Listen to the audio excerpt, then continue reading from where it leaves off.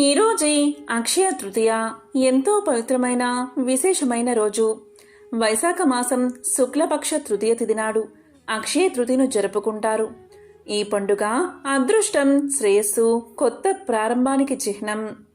మరి ఎంతో పవిత్రమైన విశేషమైన ఈ రోజు కుబేర వ్రత కథను విన్నా, చదివినా, చెప్పినా, వినిపించినా జన్మల పాపాలు తొలగి కోటి జన్మల పుణ్యం వస్తుంది. సకల శుభాలు కలుగుతాయి. మరి ఆ కథ ఏంటో ఇప్పుడు ఈ వీడియోలో తెలుసుకుందాం. ఒకసారి నైమిసారణ్యంలో మహర్షులంతా సత్రయాగం చేస్తూ ఉండగా ఆ యాగానికి వ్యాస శిష్యుడైన సూతులవారు కూడా వచ్చారు. మధ్యాహ్న సమయంలో మహర్షులంతా సూతులవారి వద్దకు చేరి ఇలా పలికారు: ఓ సూత, నీవు సర్వ పురాణాలు వ్యాసులవారి వద్ద తెలుసుకున్న మహనీయుడవు. ఈ భూమండలంలో అందరూ సుఖాన్నే కోరుకుంటారు. ఆ సుఖం ఎంతో కష్టపడి తపస్సు చేస్తే కాని, భగవంతుడి అనుగ్రహం వల్ల కాని లభించదు. అంత కష్టపడే స్వభావం కలియుగంలోని మానవులకు ఉండదు. తేలికగా ప్రతి వారు ధనవంతులు కావాలంటే ఏ వ్రతం చెయ్యాలో దాన్ని మాకు తెలియచేయము అని ప్రార్థించారు. అప్పుడు సూతులవారు ఇలా పలికారు: ఓ మహర్షులారా, లోకుల మేలు కోసం మంచి ప్రశ్నే వేశారు. అటువంటి వ్రతం ఒకటి ఉంది. దానిని కుబేర వ్రతము అంటారు. ఈశ్వరుడు కుబేరుడి మీద అనుగ్రహం కలగగా దేవతల సంపదనంతా పొందుపరచమని ఆ కుబేరుడి హస్తగతం చేసినాడు. అతని అనుగ్రహం వల్లే కుబేరుడు ఉత్తర దిక్కుకు పాలకుడిగా అధికారాన్ని పొందాడు. అతని భార్య చిత్రరేఖ అని పేరు పెట్టుకున్న ఆరోగ్య కుబేర ధనలక్ష్మి. లక్ష్మీ సహితుడైన ఆ కుబేరుణ్ణి ఆరాధించిన వారు ధనవంతులై సుఖపడతారు. అందులో ఎటువంటి సందేహమూ లేదు. కుబేరుడికి ఈ పదవి కలగడానికి కారణం చెబుతాను, శ్రద్ధగా వినండి అని సూతులవారు ఇలా చెప్పడం ప్రారంభించారు. పూర్వకాలంలో కాంచీపురంలో ధనదత్తుడు అనే షావుకారు ఉండేవాడు. అతడు ఎన్నో వ్యాపారాలు చేసి ధనాన్ని కూడబెట్టాడు. ధనాన్ని సంపాదించడమే కాని ఖర్చు పెట్టేవాడు కాదు. అతడు ఆ రోజులలో చాలా ధనవంతుడు అనే పేరు ప్రతిష్టలు సంపాదించాడు. దానికి తోడు 4 కుమారులు, 5 కుమార్తెలు ఉండేవారు. ధన సంపద, కుటుంబ సంపద గల ఆ షావుకారు కుటుంబం గడవడానికి కూడా సరిగ్గా ఖర్చు పెట్టక పీనాసితనంతో జీవనయాత్ర గడిపేవాడు. పిల్లలందరికీ ఈ గుణాలే నేర్పి వారిని కూడా తన బాటలోనే నడిపించేవాడు. కుమార్తెలకు పెళ్లిళ్లు చేసి అల్లులను తెచ్చి ఇంట్లో పెట్టుకుని వ్యాపారాలు చేయించేవాడు. చివరికి ఆ ధనదత్తుడు మహారాజులకి అవసరమొస్తే ధనాన్ని వడ్డీకి ఇచ్చే స్థాయికి పెరిగిపోయాడు. పైసా ఖర్చు పెట్టాలంటే ముందు వెనుక చాలా ఆలోచించేవాడు. దేవాలయానికి వెళ్లి దేవుడికి నమస్కారాలు పెట్టి ఒక్క పైసా అయినా దానం చేసిన పాపాన పోలేదు. పీనాసివాడనే పేరు తాను పొందడమే కాక ఇంటిలోని వారందరికీ ఆ పేరు వారసత్వంగా అందించాడు. ఈ విధంగా చాలా కాలం గడిచిపోతుంది. ఒకనాడు మహాసిద్ధుడు ఒకడు ధనదత్తుని ఇంటికి వచ్చాడు. అతన్ని చూడగానే ధనదత్తుడు కమ్మని కబుర్లు చెప్పి ఒక్క నమస్కారంతో సరిపెట్టి ఊరిలో చాలామంది స్వయంపాకాలు ఇచ్చేవారున్నారని దయచేసి వెళ్ళమని సాగనంపి తలుపులు వేసుకున్నాడు. కొద్ది రోజులు గడిచాయి. మళ్లీ ఆ సిద్ధుడు ధనదత్తుని వద్దకు వచ్చాడు. అప్పుడు కూడా ధనదత్తుడు మంచి మాటలు చెప్పి ఆ సిద్ధుణ్ణి వెళ్లి రమ్మన్నాడు. ఆ సిద్ధుడు ఏదో చెప్పబోతూ ఉండగా మాట వినిపించుకోకుండా తలుపు వేసుకుని లోపలికి వెళ్లిపోయాడు. మరలా కొంతకాలానికి ఆ సిద్ధుడు ధనదత్తుని ఇంటికి వచ్చి, నేను స్వయంపాకం కోసం రాలేదని నా మాటలు వినిపించుకోమని చెప్పాడు. ధనదత్తుడు నాకు మాటలు వినే సమయం లేదని, చాలా తొందర పనులు ఉన్నాయని 4 రోజుల తర్వాత రమ్మని పంపించేసి తలుపులు వేసుకున్నాడు. ఇంకా 4 రోజులు దాటిన తర్వాత ఆ సిద్ధుడు మళ్లీ వచ్చాడు. వచ్చి రాగానే, అయ్యా, నాకింకా ఖాళీ అవలేదు, 2 మాసాల తర్వాత దయచేయండి అని తలుపులు వేసుకున్నాడు ధనదత్తుడు. ఈ విధంగా సాకులు చెబుతూ 1 సంవత్సరం గడిపేశాడు. ఆ సిద్ధుడు రావడం మానలేదు. చివరకు ఒకరోజు ధనదత్తుడు, మీరేం చెబుతారో ఒక్క మాటలో చెప్పి వెళ్ళండి అన్నాడు. వెంటనే ఆ సిద్ధుడు ఇలా చెప్పడం మొదలుపెట్టాడు. ఓ షావుకారు, నీ భార్యాపుత్రుల కోసం నువ్వు ఈ లంపటంలో మునిగిపోయి నీకు రాబోయే కష్టాన్ని తెలుసుకోవడం లేదు. కాస్త నా మాటలు విను అనగానే ధనదత్తుడు, నాకేం కష్టాలు రాబోతున్నాయో తొందరగా తెలపండి అని. అయినా అనేక సంపదలు సంపాదించాను. నా కుటుంబం కూడా చాలా వృద్ధి పొందింది. నాకు లోటు ఏమున్నది అని పలికాడు. అప్పుడు ఆ సిద్ధుడు ఇలా అన్నాడు, ఓ ధనదత్త, నీకు త్వరలో అపమృత్యువు సంభవిస్తుంది. ఆ మృత్యువు నుంచి నిన్ను నీవు కాపాడుకోవడానికి ఒకే ఒక మార్గమున్నది. నీ భార్య కాని నీ సంతానం ఎవరైనా ఆ అపమృత్యువునకు తీసుకోవడానికి అంగీకరిస్తే నీవింకా 60 సంవత్సరాలు సుఖంగా జీవిస్తావు. లేకపోతే నీకు మృత్యువు తప్పదు అని పలికాడు. అప్పుడు ధనదత్తుడు తన వారందరినీ పిలిచి, మృత్యువును మీరెవరైనా స్వీకరిస్తారా అని ప్రశ్నించాడు. ఎవరూ కూడా మృత్యువాత పడ్డానికి ఇష్టపడక, నీ పాపం నీవు అనుభవించాల్సిందే అని సమాధానం చెప్పారు. అంతట ధనదత్తుడు ఆ యోగితో, మా వారెవరూ అపమృత్యువును స్వీకరించడానికి సమ్మతించడం లేదు అని తెలియచేశాడు. స్వామి, నా ధనాన్ని అందరూ కోరుచున్నారు. కాబట్టి నా అపమృత్యువు తొలగడానికి మరొక మార్గాన్ని చెప్పమని యోగిని ప్రార్థించాడు ధనదత్తుడు. అప్పుడా సిద్ధుడు ఇలా అన్నాడు, నీవు ధనాన్ని ఖర్చుపెట్టి అఖండ శివారాధన చెయ్యి అని సలహా ఇచ్చాడు. నా ప్రాణాల కంటే ధనం ఎక్కువదా? తప్పకుండా ఖర్చు చేస్తాను అన్నాడు ధనదత్తుడు. వెంటనే ఆ సిద్ధుడు ఆ వైశ్యుని చేత అఖండ శివారాధన చేయించాడు. అతను శివారాధన తత్పరుడై భక్తి శ్రద్ధలతో శివారాధన చేస్తూ జీవితమంతా గడిపి కొంతకాలానికి శివనామార్చన జరుపుతూ తనువు చాలించాడు. తత్ఫలితంగా ఆ ధనదత్తుడు శివలోక ప్రాప్తి పొంది శివుడి ఆంతరంగిక మిత్రుడయ్యాడు. శివానుగ్రహంచే దేవలోకానికి ధనపతి అయి కుబేరుడనే పేరు పొందాడు. అతనికి దేవలోకంలోని సంపదలపైన నవనిధులపైన అధికారం ఉంటుంది. చిత్రరేఖ అనే పేరుతో ధనలక్ష్మి ఆ కుబేరుడి అర్ధాంగే వెలిసింది. ధనలక్ష్మి సైతుడగు అతన్ని ఆరాధన చేస్తే భక్తులకు ఆరోగ్య భాగ్యాలు ఇష్ట సంపదలు కలుగుతాయి. ఈ వరాన్ని సాక్షాత్తు కుబేరుడే అనుగ్రహించాడు. నవనిధి పరిపాలకుడు అవడం వల్ల తన పూజను 9 వారాలు ఆచరించాలని, 9 మందిచే చేయించిన వారికి అంతులేని సంపదలు ఇస్తానని ప్రతిన పూనాడు ధనదత్తుడు. 9 గురువారాలు కానీ 9 శుక్రవారాలు కానీ ఈ వ్రతాన్ని ఆచరించాలి. 10వ వారం ఉద్యాపన చెయ్యాలి. అన్ని వారాలు పూజ చేయలేని ఆసక్తులు కనీసం 5 వారాలైనా పూజ చేసి 6వ వారంలో ఉద్యాపన చేసుకోవాలి. 10 వారమున మామూలుగా ధనలక్ష్మి సమేతుడైన కుబేరుణ్ణి పూజించి కలసం దగ్గర 9 వ్రత విధాన పుస్తకాలు ఉంచి పూజించి ఆ పుస్తకాలను 9 మంది దంపతులకు లేదా 9 మంది ముత్తైదువులకు పండు తాంబూలములతో వాయినం ఇవ్వాలి. వారు కూడా ఈ వ్రతాన్ని ఆచరించేటట్లు చెప్పాలి. భక్తి శ్రద్ధలు దీనికి ప్రధానం. ఇందులో ఉన్న కుబేర యంత్రాన్ని పటం కట్టించుకుని పూజా మందిరంలో ఉంచుకోవాలి. ఇలా చేసిన వారికి సమస్త రోగాలు తొలగి ఆరోగ్యం కలుగుతుంది. అష్టైశ్వర్యాలు భోగ భాగ్యాలు కలుగుతాయి. ఇహపర సౌఖ్యాలు కలుగుతాయి. ఇంతకు మించిన వ్రతం మరొకటి లేదు అని సూతుడు సౌనకాది మహర్షులకు తెలియచేశాడు. ఎంతో పవిత్రమైన విశేషమైన ఈ అక్షయ తృతీయ రోజు ఈ కుబేర వ్రతాన్ని విన్నా, చదివినా, చెప్పినా, వినిపించినా అష్టదరిద్రాలు తొలగి అష్టైశ్వర్యాలు కలుగుతాయి. లక్ష్మీ కుబేర కటాక్షం మీకు కలుగుతుంది. ఎంతో పవిత్రమైన విశేషమైన ఈరోజు ఈ కథలను విన్నా, చదివినా, చెప్పినా, వినిపించినా జన్మల పాపాలు తొలగి 1,000,000 జన్మల పుణ్యం వస్తుంది. అష్టదరిద్రాలు తొలగి అష్టైశ్వర్యాలు కలుగుతాయి. కుబేరుడు హిందూ పురాణాల ప్రకారం యక్షులకు రాజు, సిరి సంపదలకు అధిపతి. ఈయన్ని ధనపతి అని పిలుస్తారు.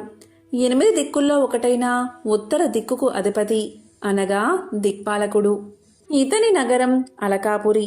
ఇతడు విశ్రవసుని కుమారుడు. ఈయన భార్య పేరు చార్వి. ఆయన కేవలం డబ్బుకు మాత్రమే అధిపతి కాదు.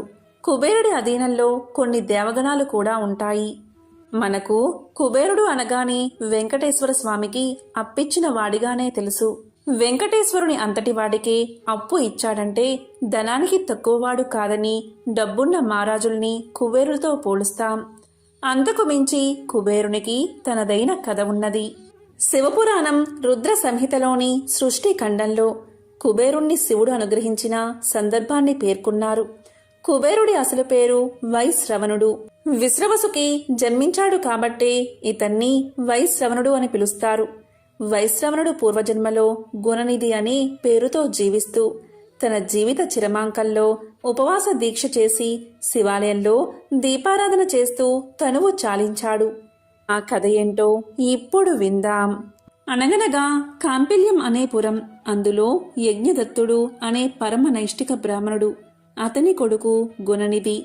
ఎంతో కాలానికి గొడ్డువేగి పుట్టిన బిడ్డడు. అంచేత తల్లికి ఆ కొడుకంటే విపరీతమైన ప్రేమ. తండ్రి తన యజ్ఞ యాగాది కార్యకలాపాలలో మునిగి కొడుకుపై శ్రద్ధ చూపించేవాడు కాదు. బాధ్యతంతా భార్యకే వదిలేశాడు. దీనితో ఆ గుణనిధి కాస్త చదువు, సంధ్యలు, ఆచార వ్యవహారాలు పూర్తిగా మానేసి జోదగాళ్లతోనూ విటులతోనూ చెడు తిరుగుళ్ళు పడతాడు. కొడుకు వ్యవహారం తల్లికి తెలిసినా ఆమె ఏమీ అనదు. కనీసం భర్తకు కూడా చెప్పదు. పైగా కొడుకు గురించి యజ్ఞదత్తుడు ఎప్పుడు అడిగినా అబద్ధాలు చెప్పి వాడి తప్పులన్నీ దాచిపెట్టేది. సరే, ఒకరోజు అసలు సంగతి బయట పడనే పడుతుంది. ఆ రోజు యజ్ఞదత్తుడు బజారులో పోతూ ఉంటే ఒక జోదగాడి చేతికి నవరత్నాలు పొదిగిన తన ఉంగరం కనిపిస్తుంది. అది తనకి రాజుగారు బహుకరించిన ఉంగరం. ఎప్పుడో భార్యకి ఇస్తాడు దాన్ని. అది ఒక జోదగాడి చేతికి కనిపించేసరికి యజ్ఞదత్తుడు ఆశ్చర్యపోయి ఆ జోతగాడిని ఆపి ఆ ఉంగరం ఎక్కడ్నుంచి వచ్చింది అని నిలదీస్తాడు. అతను జంకు గొంకు లేకుండా విషయమంతా చెబుతాడు. గుణనిధి జోదంలో ఓడిపోయిన పనానికి గాను ఆ ఉంగరం ఇచ్చాడని, పైగా యాగ దీక్షితుల్లో నువ్వెంత గనుడివో అక్షదూర్తులలో అంటే జోదగాలలో నీ అణుగు కుమారుడు అంత గనుడు అని ఎగతాళి కూడా చేస్తాడు. దానితో దీక్షితుల వారికి పట్టరాని కోపం వస్తుంది. తల్లి కొడుకు ఏకమై అంతకాలం తన్ని మోసం చేశారని కుతకుతలాడిపోతాడు. ఇంటికి వచ్చి తల్లి కొడుకుల బండారం బయటపెట్టడానికి ఉంగరం గురించి అడుగుతాడు. అప్పుడు భార్య సోమిదమ్మ బొంకి మాట మార్చే ప్రయత్నం చేస్తుంది. దానితో కోపగించిన యజ్ఞదత్తుడు తల్లి కొడుకులను ఇంటి నుంచి గెంటి వేరే వివాహం చేసుకుంటాడు. పాపం సోమిదమ్మ గతి ఏమైందో తెలియదు కానీ మన గుణనిధి మాత్రం చదువు రాక ఏ పని తెలియక తిండి తిప్పలు లేక ఊళ్ళు పట్టిపోతాడు. ఒక శివరాత్రి రోజు ఉదయం నుంచి తిండి లేక రాత్రి శివాలయానికి చేరుకుంటాడు. దేవుడి ముందు పెట్టిన ప్రసాదాన్ని చూసి ఆశపడతాడు. అక్కడి భక్తులతో పాటు తాను భజన చేసి జాగారం ఉండి తెల్లవారుతుంది అనగా అందరూ నిద్రలోకి జారుతున్న సమయంలో ప్రసాదాలను దొంగలించడానికి గర్భగుడిలోకి ప్రవేశిస్తాడు గుణనిధి. అక్కడ చీకటిగా ఉండడంతో తన ఉత్తరీయాన్ని చింపి దీపాన్ని వెలిగిస్తాడు. ప్రసాదాలు తీసుకుని తినడానికి బయటికి వస్తూ ఉంటే ఎవరో భక్తుడి కాలికి తగులుకోవడంతో అతను లేచి దొంగ దొంగ అని అరుస్తాడు. అప్పుడు అందరూ అతన్ని తరుముతారు. కాపలా ఉన్న రక్షక భటులు పారిపోతున్న గుణనిధిపై బాణాలు వేయడంతో ఆ శివాలయ ప్రాంగణంలోనే అతను మరణిస్తాడు. అలా చనిపోయిన గుణనిధిని తీసుకెళ్లడానికి ఒకవైపు నుంచి యమదూతలు, మరోవైపు నుంచి శివగణాలు వస్తారు. శివగణాలను చూసిన యమభటులు ఆశ్చర్యపడి ఇటువంటి గుణహీనుణ్ణి, భ్రష్టుణ్ణి శివలోకం ఎలా తీసుకెళ్తారు అని వినయంగా ప్రశ్నిస్తారు. అప్పుడా శివగణాలు ఇలా చెప్తారు. శివభక్తి తత్వంలోని సూక్ష్మాలను తెలియచేసి గుణనిధి తెలిసో తెలియకో శివరాత్రి నాడు పగలు రాత్రి ఉపవాసముండి జాగరణ చేసి శివుడి ముందు దీపాన్ని వెలిగించి శివాలయ ప్రాంగణంలో మరణించడం వల్ల అతనికి పుణ్యం లభించిందని చెబుతారు. గుణనిధి శివలోకంలో కొన్నాళ్లు ఉండి మళ్లీ కళింగ దేశానికి రాజుగా పుడతాడు.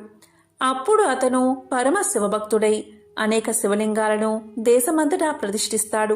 కాశీనగరంలో కూడా ఒక శివలింగాన్ని ప్రతిష్ఠిస్తాడు. శివుడి గురించి తపస్సు చేసి కుబేరుడై శివుడి సాన్నిహిత్యాన్ని కూడా పొందుతాడు. ఇది క్లుప్తంగా గుణనిధి కథ. గుణనిధి శివాలయంలో దీపారాధన చేసి తనువు చాలించడం వల్ల ఆ పుణ్యఫలంతో అతను వైశ్రవణుడిగా జన్మించి శివుడికి అత్యంత సమీపంగా ఉండే అదృష్టాన్ని కూడా పొందుతాడు. ఈశ్వర అనుగ్రహాన్ని పొందడానికి కాశీ నగరానికి వచ్చి గంగా తీరంలో తీవ్రమైన తపస్సు చేస్తాడు.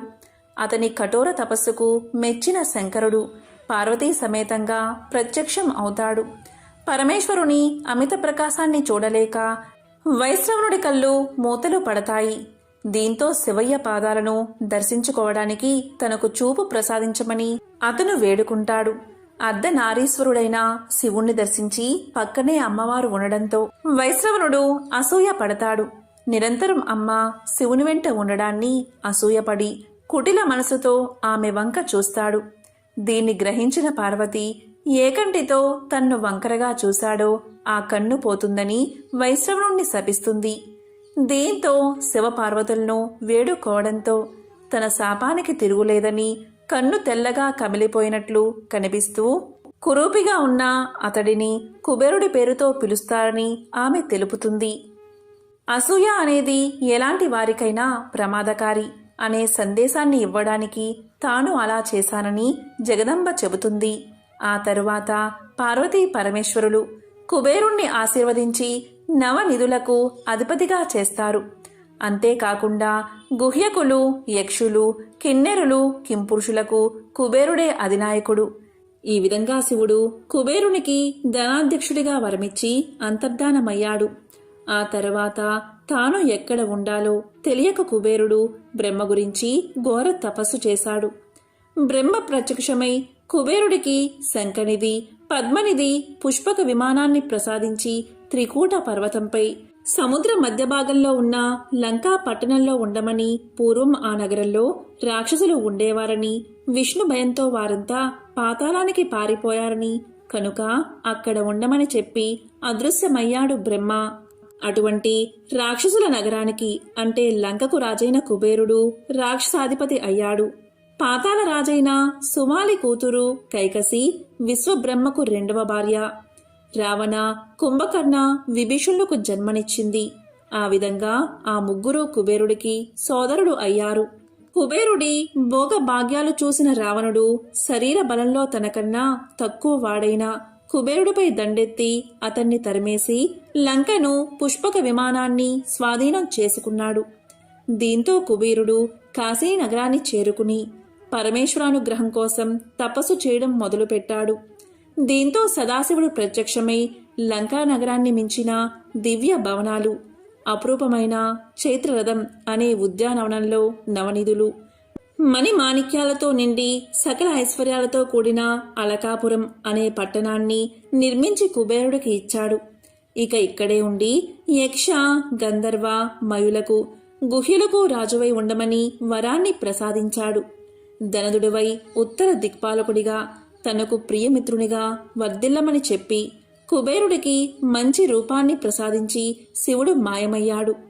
మణిమాణిక్యాలు, సంపదలతో నిండి కల్పవృక్షం నుండి వీచే చల్లని గాలిని, సుగంధ సువాసల్ని ఆస్వాదిస్తూ గంధర్వకాంతల గానానికి అనుగుణంగా రంభ, చిత్రసేన, మిశ్రకౌసి, మేనక, ఊర్వశి, సహజన్య, సౌరభేయి, బుల్బుద, లతా వంటి అప్సరసల నాట్యాలను చూసి ఆనందిస్తూ మణిభద్రుడు, గంధకుడు, గజకర్ణుడు, హేమనేత్రుడు, హారికాక్షుడు, విరూపాక్షుడు అనే అనుచరుల సేవలు అందుకుంటూ సుఖంగా ఉన్నాడు కుబేరుడు. కుబేరుడికి ఏకపింగళుడు అనే పేరు కూడా ఉంది. ఒకసారి పార్వతీదేవి శివుడి ఎడమ తొడపై కూర్చుని ఉండడం కుబేరుడు అసూయతో చూశాడట. అది చూసిన పార్వతీదేవి అతన్ని కుబేరుడు కమ్ము అని శపించిందట. చెడు దృష్టితో చూశాడు కాబట్టి ఇతని కన్ను కామెర్ల రోగికి వలె పచ్చగా మారిపోతుంది. అంటే పింగళాక్షుడు అయిపోయాడు. అందుకే ఇతనికి ఏకపింగహ అనే పేరు ఉంది. కుబేరుడు అన్నది శాపం వల్ల వచ్చిన పేరే కాని అసలు పేరు వైశ్రవణుడు మాత్రమే. కుబేరుడి భార్య పేరు చిత్రరేఖ.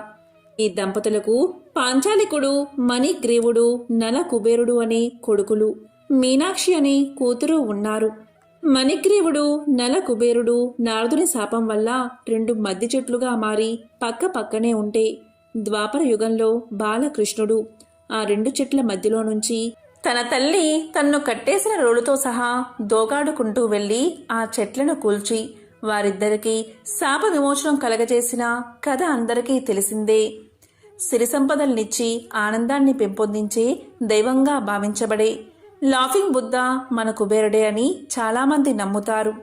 కుబేరుణ్ణి పూజిస్తూ ఆర్థిక ఇబ్బందులు తొలగి వ్యాపారాభివృద్ధి జరుగుతుందని పెద్దల మాట. అందుకే ధనత్రయోదశి రోజు కుబేరుణ్ణి పూజిస్తారు.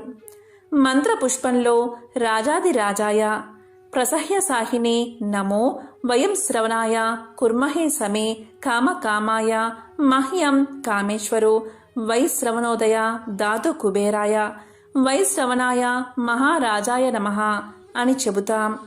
హిందువులతో పాటు బౌద్ధ జైన భక్తులు కూడా నమ్మి పూజించే దైవం కుబేరుడు. జైనులు ఇతన్ని సర్వానుభూతి అని పిలుస్తారు. బౌద్ధులు ఇతన్ని జంబాలుడు అని అంటారు. కుబేరుని చేతిలో ఎప్పుడూ బంగారు నగలు కల ఒక సంచి కానీ వజ్రాలు మణులు వెదజల్లే ముంగిసగాని ఉంటాయి. మరొక చేతిలో నిమ్మకాయ ఉంటుంది. అందుకే ఈయనకి జంబాలుడు అనే పేరు వచ్చింది అంటారు. అగ్ని పురాణం ప్రకారం కుబేరుడి ఆయుధం గద, వాహనం మనిషి. ఓం యక్షరాజాయ విద్మహే అలకాదీసాయ ధీమహి తన్నో కుబేరః ప్రచోదయాత్. ఓం యక్షరాజాయ విద్మహే అలకాదీసాయ ధీమహి తన్నో కుబేరః ప్రచోదయాత్. కలియుగ దైవమైన శ్రీ వెంకటేశ్వరుడు శ్రీ పద్మావతి అమ్మవారితో తన వివాహం కోసం కుబేరుడి వద్ద 14 లక్షలు రామముద్ర నాణాలు అప్పు తీసుకున్నాడు. రుణపత్రం రాసి ఇచ్చారు స్వామి. బ్రహ్మ శివుడు సాక్షులుగా దాన్ని ధృవీకరించారు. రుణపత్రం ప్రకారం వివాహమైన 1000 సంవత్సరాలలో వడ్డీతో సహా రుణం మొత్తం చెల్లింపబడుతుందని పేర్కొనబడింది. అందుకే శ్రీ వెంకటేశ్వర స్వామి భక్తులు తమ శక్తి కొలది దానాన్ని విరాళంగా అందించి స్వామి రుణాన్ని తిరిగి చెల్లించడంలో సహాయపడి పుణ్యాన్ని పొందుతారు. కుబేరుడికి సంబంధించిన ఈ కథలను విన్నా, చదివినా, చెప్పినా, వినిపించినా రుణ సమస్యలు తొలగి సకల శుభాలు కలుగుతాయి. లక్ష్మీ కటాక్షం కలుగుతుంది. సమస్త సంపదలు చేకూరతాయి. ఓం కుబేరాయ నమః. ఓం శ్రీ మహాలక్ష్మియే నమః.